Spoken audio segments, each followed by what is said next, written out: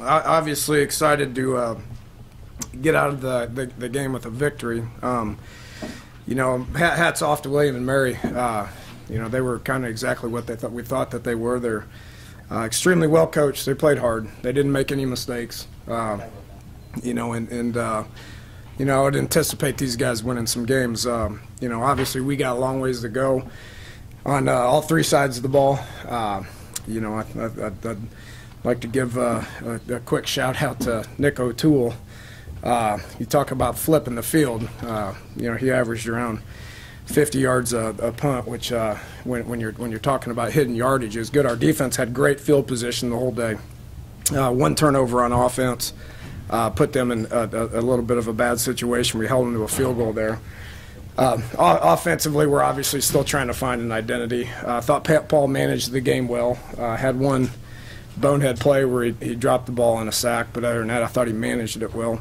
We'll get a lot better. We'll kind of look at the tape, and as guys see themselves in game situations, they will improve. Kind of been saying it. I think I said it to you guys last week. No matter what we do, you can't duplicate a game, and I don't care who you play. It doesn't matter who you play. There's plenty of FCS teams out there that are a little bit more happy than William and Mary is right now after beating some FBS teams. It happens every week. We were fortunate to get out of there without it happening to us. So would expect us to make a bunch of improvements on all three sides of the ball. Obviously next week is pretty important, going to Oklahoma, and we will prepare and try to get a little bit better. So I'll take some questions from there. Coach, what made you go with Paul before this game? What went into that final decision to start him? Closer it got, the communication with his experience, just with him, nonverbal communication with me and him, his experience on seeing the signals and communicating it.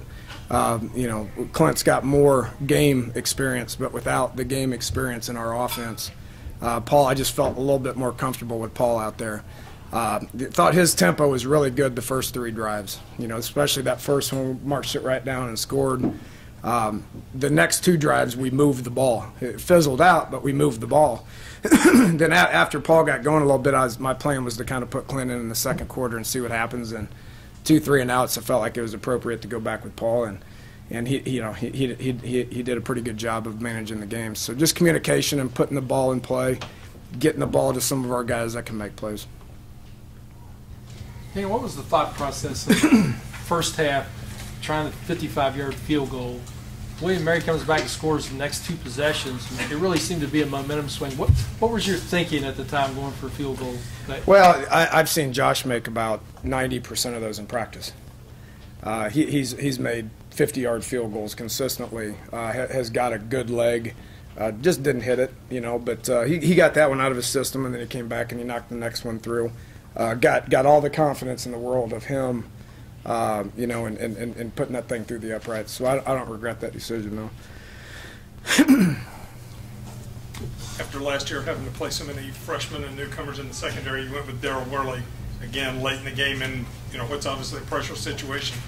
Any flashbacks or thoughts about having to do that again? Well, he's shown he's a talented guy. I mean, he's 6'2" and he's fast and he's got good ball skills. I mean, the only way you get guys like that experience is you play them. He's beat out plenty of guys that played last year. So the more we play him, the better he's going to be. I thought we played pretty good defensively. Number 3 for them is a good player.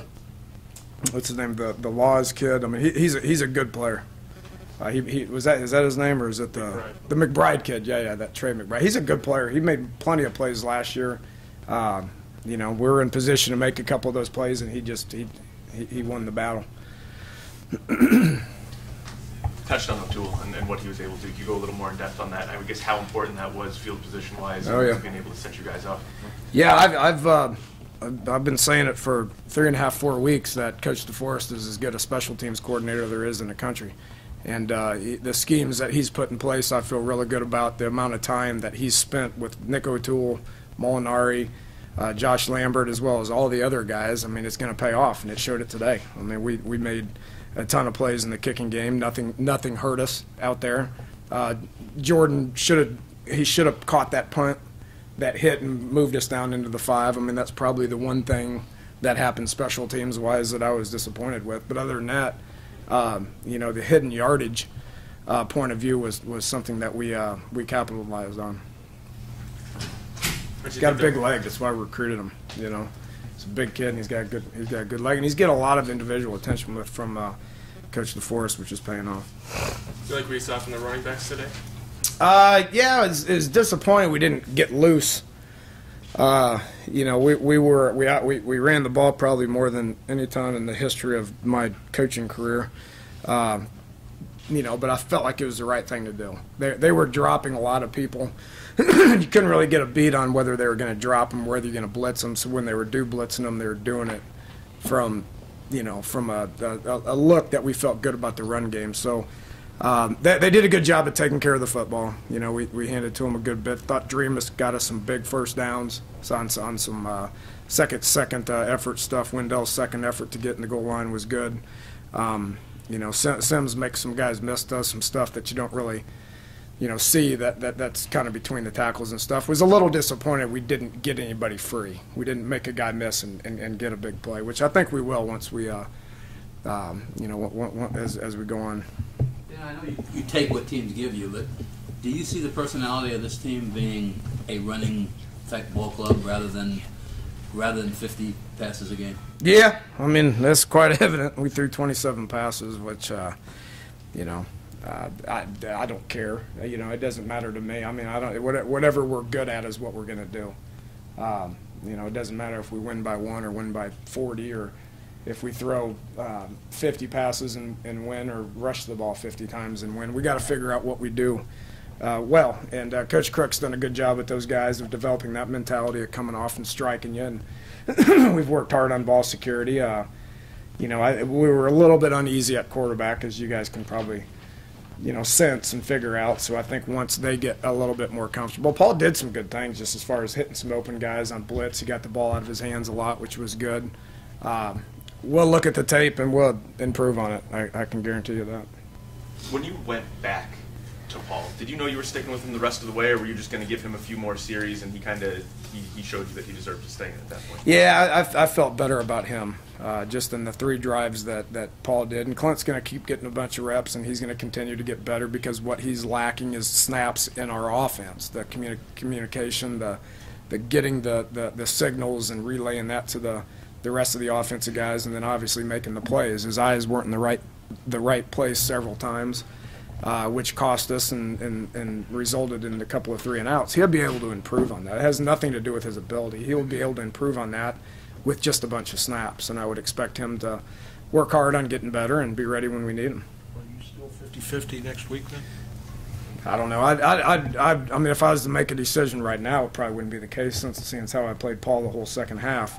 But with that said, I mean, we'll look at the tape. There's some things that happened out there that I can't tell until we look at the tape with different checks and, you know, some decisions, but definitely felt a little bit more comfortable with Paul. It seemed like the tempo really picked up in the second half, especially at the beginning with the offense. Was that a discussion you had at halftime with Paul? Yeah, I would say so.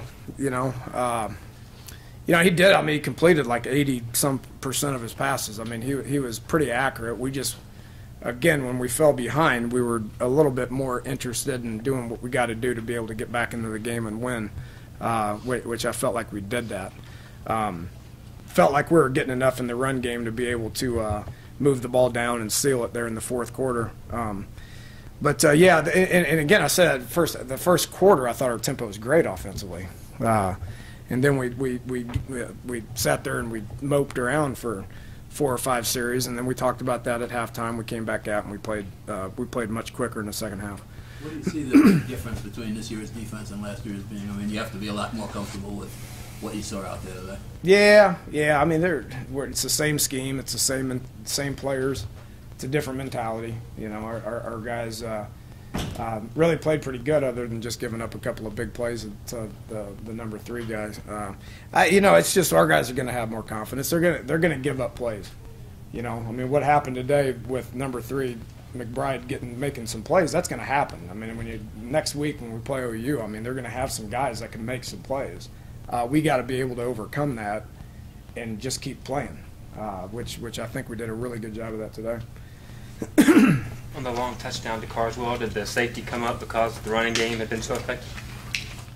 Yeah, since how we're running the ball about 80% of the time at that point. You know, if I was them, I'd probably screw those safeties down as well. Was excited to see him in because he's got juice. He can run.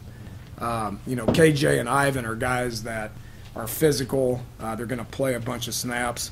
You know, they're going to get their hands on people and make great possession catches, but that they can't run like Ronnie can. So it was time for him to get in there and get behind him, and he did. Danny, you played, I think, all 4 running backs, a lot of receivers, too. I know it's first game, but could it be like that for a while, or how much room is there for running backs and receivers to play? What I saw today, and that was one thing that we mentioned at halftime, too, because we don't have, you know, a couple of really, really, really, really good players like we did last year. I want guys that are 100% fresh. So I don't care if it's every snap or every other snap or every third snap. We're going to be rotating a lot of bodies in there. I would assume that we would play harder, we would play faster, we would have the ability to make more plays if we have fresh bodies in there. And it was hot out there today. It was probably the hottest day that we've had, you know, since we started August 1 camp. You know, so we feel good about the bodies that we played. We'll evaluate it, and you know, the way we pick our position guys is well, you know, just because you're a starter doesn't mean you're going to play 50% of the reps. You know, I mean, just depending on how good you get is going to be, you know, and how many reps you can handle is going to be the percentage that you actually play. You can play 4 receivers at a time. You can only really play 2 backs. Can you play, or is it hard enough just to get 3 backs and receivers? Just running backs. Well, we played a lot of 3 back. Right. You know, Well, Cody being one of the 3. I mean, yeah, it's like a actual true halfbacks, right? Right. Can you find snaps for 4, or is it you cut it off at 3 maybe, or? You got any ideas? No. Yeah, I've never done 4 running backs. I mean, she's looking at this. We probably ought to. I don't know. Well, I've said Charles probably could be one of our best receivers if we just lined him up there. Well, that's what I was asking. If you're going to run it 80% of the time, like you're saying, there might be room. I never said that. I mean, maybe we did have a quarterback complete 80-some% of his passes, so I was happy with that. Did you just run out of positions for Pat Eager to play today? Played a lot, didn't he? He played a lot. That was our plan. I mean, Pat was team captain for a reason. He's got the ability to be able to play guard, center, guard. You know, just because Pat didn't start didn't mean that Pat probably played the majority of the snaps from an offensive lineman. He wasn't a starter. That's just his role. He's embraced it, and he's good at it. And what is your main concern heading out of this in Oklahoma? Is it lack of big plays? Where you want me to start? You know, I mean, we're going to a place that's incredibly, incredibly hard to play. I mean, they're very well coached. They've got lots of good players. We're very inexperienced. We had one guy make a big play, but I don't know. I got lots of concerns. We'll watch the tape and we'll try to get better at a few of them. Okay, thanks, Coach.